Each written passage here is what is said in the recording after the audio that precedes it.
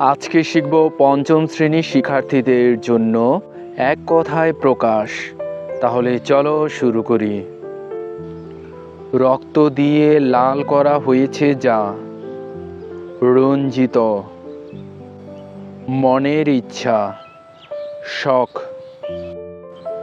শক্তি আছে যার শক্তিধর, শুয়ে আছে এমন শায়িত, দেশ চালায় যে সরকার,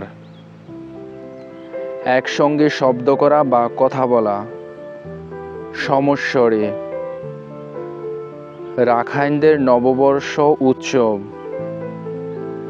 সাংরাই, খেতে ভালো লাগে এমন স্বাদ, নিজের লোক, স্বজন,